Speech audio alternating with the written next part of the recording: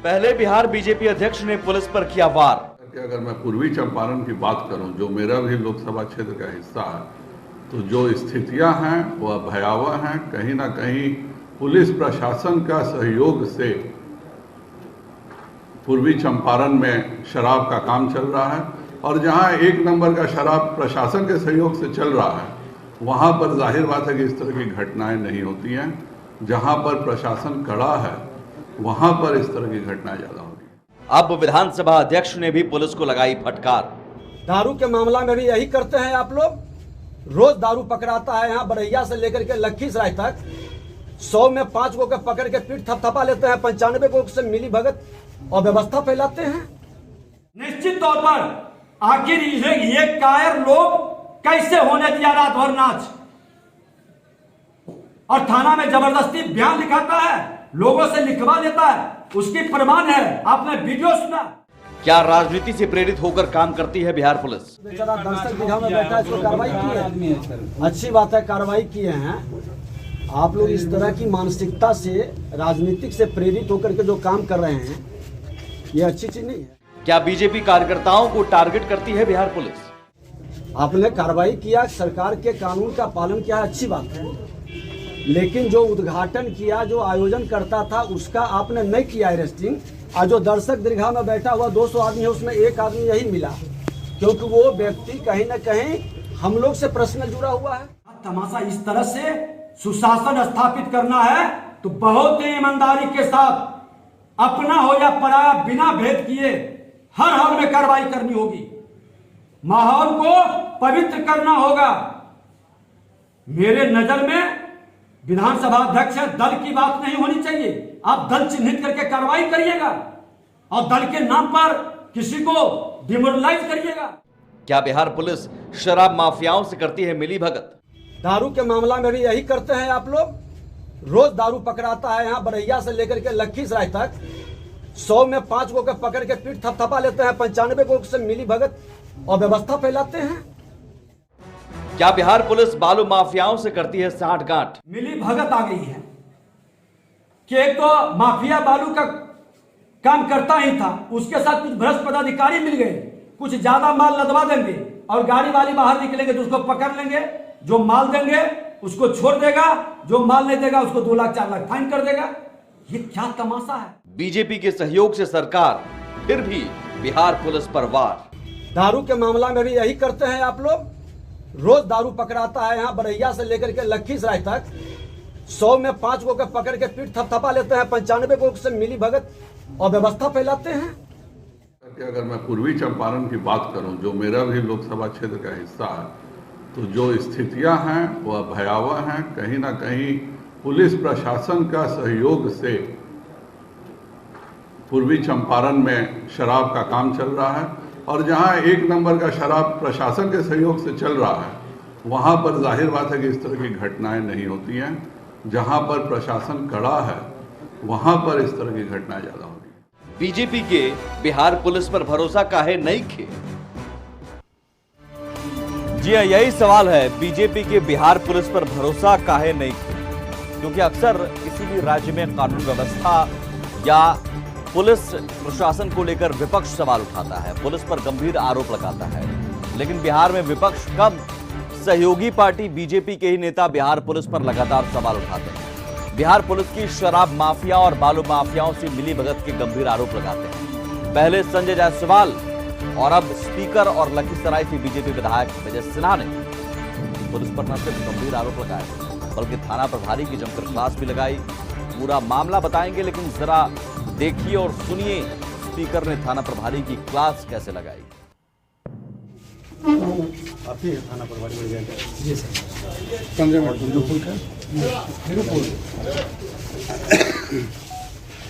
क्या मामला है जी? गांव वाला सब फोन पर फोन किए हुए हैं, पूरी मामला बताइए क्या है? सर, सरकार के आदेश का उल्लंघन हुआ तो उसके पालन क्या क्या क्या हुआ? सो पूरी घटना बताइए, क्या हुआ? सर, सूचना मिला कि ऑर्केस्ट्रा हो रहा है। कहाँ? गिरधरपुर और कमरपुर में। अच्छा, तो वहाँ पर गए, हाँ, देखे ऑर्केस्ट्रा हो रहा है।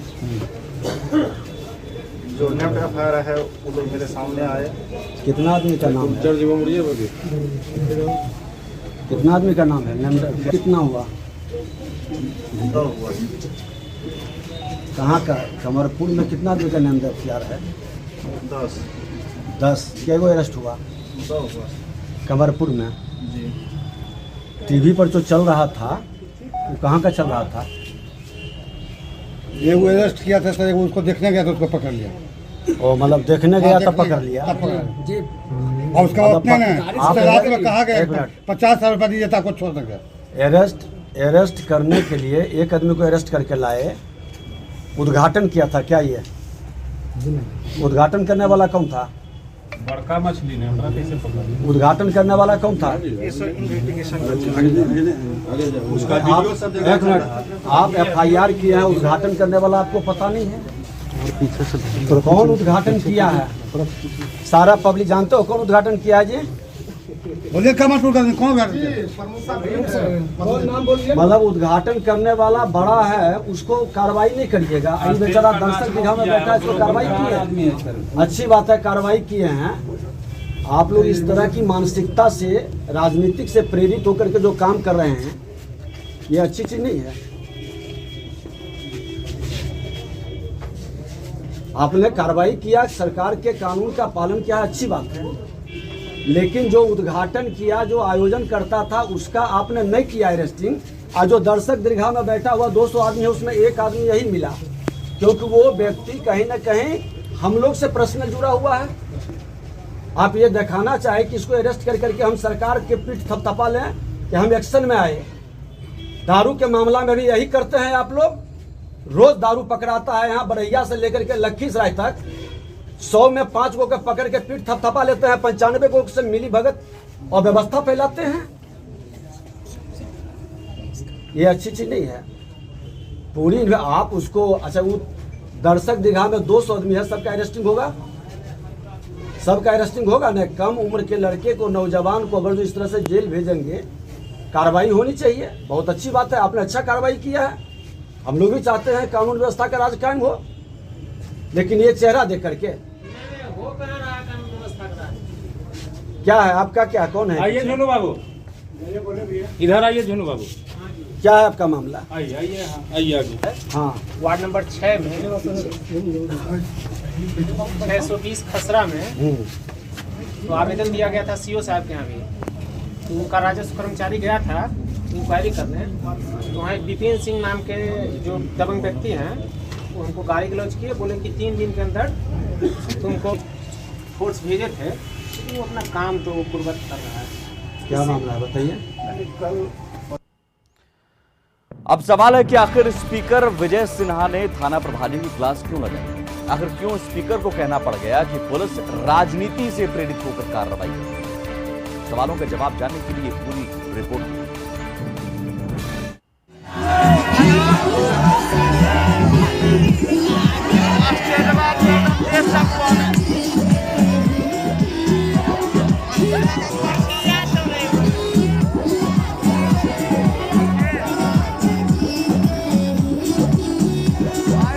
लखीसराय की 2 अलग अलग पंचायत में ये ठुमके तो 5 फरवरी को सरस्वती पूजा के मौके पर ही लगे थे।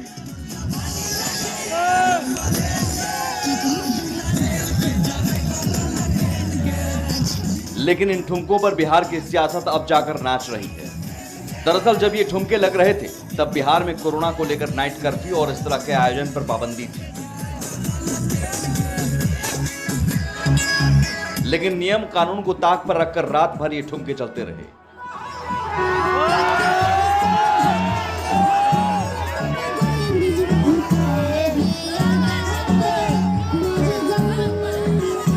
इसी दौरान पुलिस को सूचना मिली तो पुलिस ने मौके से 2 लोगों को गिरफ्तार कर जेल भेज दिया, जिनमें से एक बीजेपी का कार्यकर्ता है।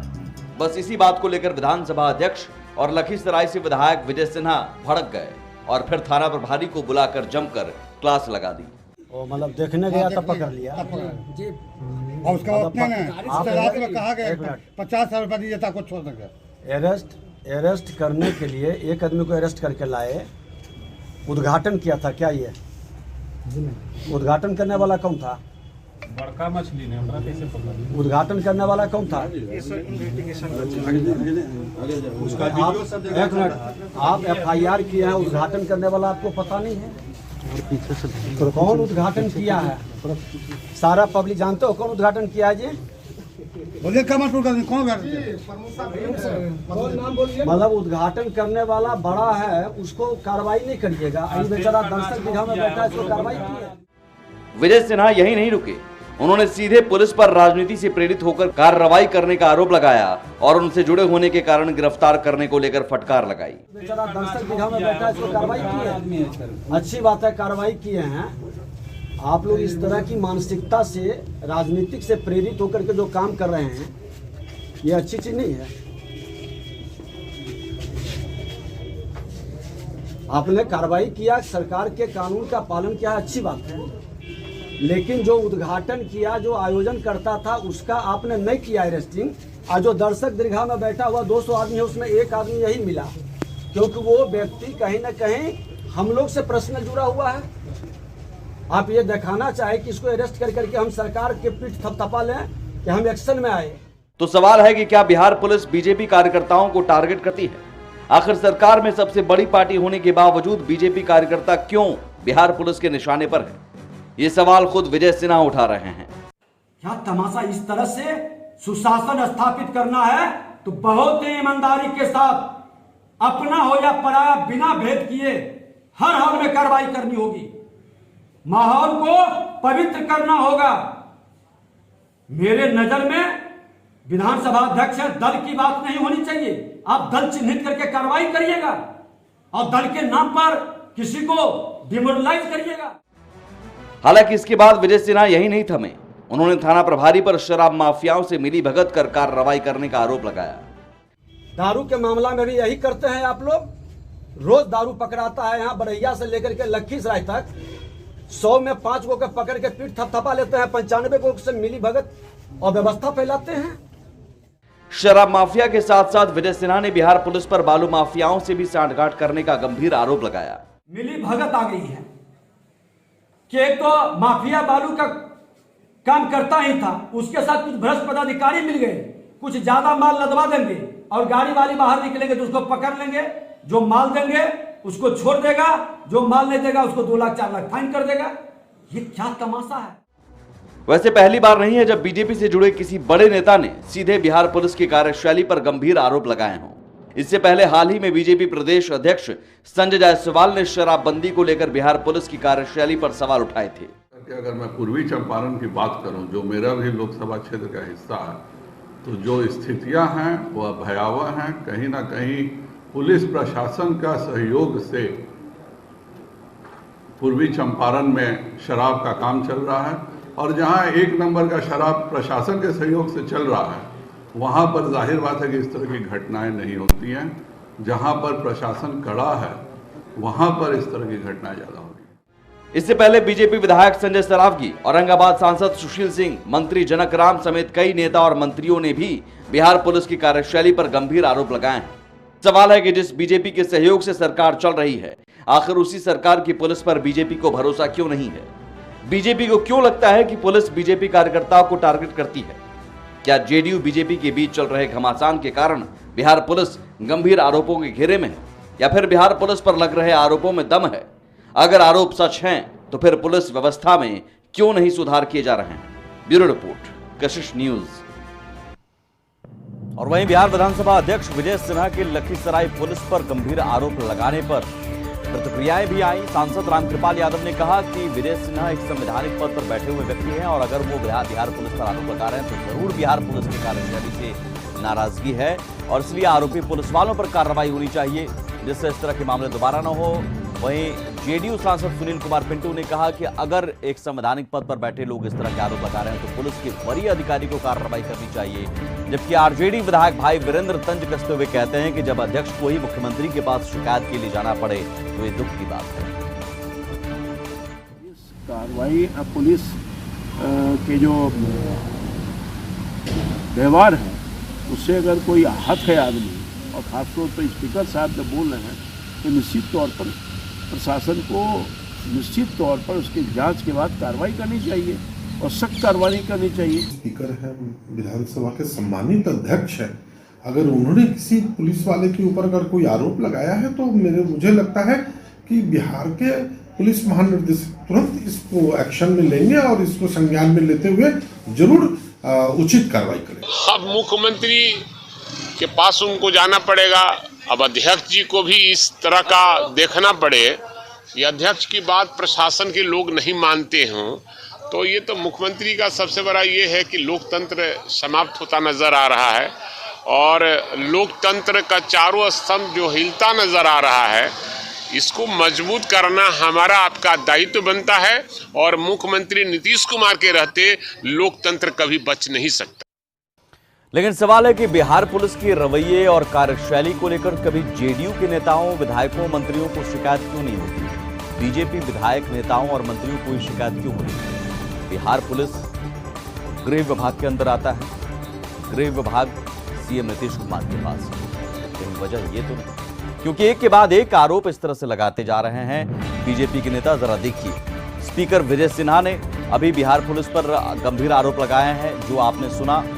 उन बिहार पुलिस पर सीधे सीधे शराब और बालू माफियाओं से मिली भगत के आरोप लगाए। बीजेपी प्रदेश अध्यक्ष संजय जायसवाल ने भी पुलिस पर आरोप लगाए थे। पुलिस प्रशासन पर शराब माफियाओं से मिली भगत के आरोप लगाए थे। बीजेपी विधायक संजय सरावगी ने भी पुलिस पर सवाल उठाए थे। मंत्री जनक राम ने भी बिहार पुलिस की कार्यशैली पर सवाल उठाए थे। औरंगाबाद सांसद सुशील सिंह भी बिहार पुलिस पर सवाल उठा चुके हैं। मंत्री जीवेश मिश्रा ने भी अफसरशाही के आरोप लगाए थे। बीजेपी के सहयोग से सरकार चल रही है, बीजेपी सबसे बड़ी सहयोगी पार्टी है, फिर भी अपनी ही सरकार पर बार बार हो रहा है। अपनी ही सरकार की पुलिस पर सवाल है कि बीजेपी को भरोसा क्यों नहीं है? और क्या वाकई बिहार पुलिस बीजेपी कार्यकर्ताओं को टारगेट करती है? क्योंकि बीजेपी की नजर में बिहार पुलिस गंभीर आरोपों के घेरे में है, और अगर ये गंभीर आरोप सच है, बिहार पुलिस पर लग रहे गंभीर आरोपों में दम है, तो फिर पुलिस व्यवस्था में सुधार क्यों नहीं?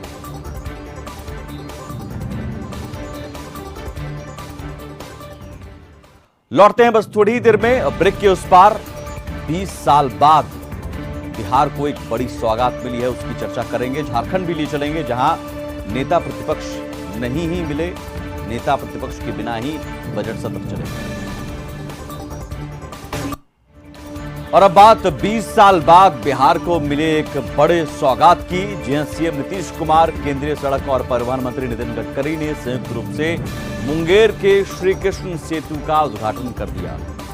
और ये सेतु उत्तर बिहार और दक्षिण बिहार को जोड़ेगा। इस दौरान मंच से लोगों को संबोधित करते हुए सीएम नीतीश कुमार ने राज्य से जुड़े कई मामलों पर बात की। साथ ही इशारों में ही उन्होंने बिहार को विशेष राज्य के दर्जे की मांग की।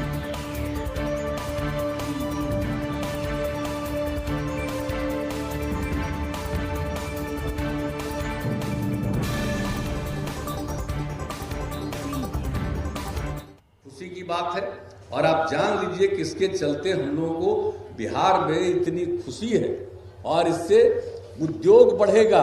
आप समझ लीजिए कि प्रारंभ में ही अगर एथेनॉल के उत्पादन की अनुमति मिलती तो बिहार में उद्योग का बहुत उत्पादन होता, लेकिन बढ़ा नहीं, क्योंकि उस समय की केंद्र सरकार ने मंजूरी नहीं दी। अब आप लोगों ने शुरू किया, तो इसके लिए तो बड़ी अच्छी बात हो गई है।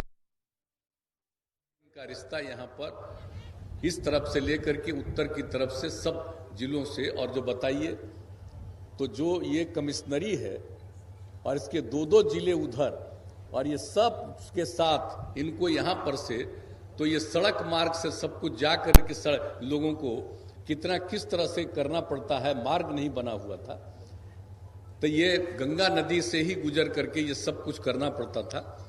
तो उस समय लोगों को इतनी प्रसन्नता थी, लोगों की इच्छा थी, तो बड़ी खुशी हुई थी। तो हमने उसी समय कहा था कि भाई अगर आप लोगों की इच्छा हो तो अपनी खुशी व्यक्त करने के लिए रात में अपने अपने घरों में दिया जलाइएगा, दीपक जलाइएगा और एक तरह से दीपावली मनाइएगा। लोगों ने उस रात में बताइए क्या हुआ था मुंगेर में 26 तारीख को, एक तरह से दीपक जला करके लोगों ने दिया ये मनाया था दीपावली। अब आज देखिए, अब इसका उद्घाटन हो गया, अब आज इसकी शुरुआत हो गई है। तो हम तो आप लोगों से आग्रह करेंगे कि जब इसकी स्वीकृति हुई थी, जब शिलान्यास हुआ था, तब आपने रात में दीपक जला करके एक तरह से दीपावली मनाया था। हम आपसे आग्रह करेंगे कि आज अगर संभव हो, आज इसका उद्घाटन हो गया तो आज रात में भी दिया जला करके एक इसका अगर शुरू कर दीजिएगा तो बड़ी खुशी की बात होगी। ये मामूली। और अब आपको बताते हैं श्री कृष्ण सेतु शुरू होने के बाद कितना फायदा होगा, कितना बड़ा तोहफा है ये। उत्तरी बिहार और दक्षिणी बिहार की दूरी काफी कम हो जाएगी इस सेतु के शुरू होने से। गंगा नदी पर बने पुल की लंबाई 3.8 किलोमीटर है और अप्रोच पथ सहित लगभग 18 किलोमीटर है। पुल निर्माण पर 2,774 करोड़ रुपए खर्च हुए हैं। पुल बनने से अब मुंगेर और खगड़िया की दूरी 100 किलोमीटर और मुंगेर और बेगूसराय की दूरी 20 किलोमीटर कम हो जाएगी। मुंगेर से खगड़िया सहरसा जाने में 3 घंटे और बेगूसराय समस्तीपुर जाने में 45 मिनट की बचत होगी। और वहीं बिहार में निवेश प्रोत्साहन के साथ औद्योगिक विकास को भी बढ़ावा मिलेगा।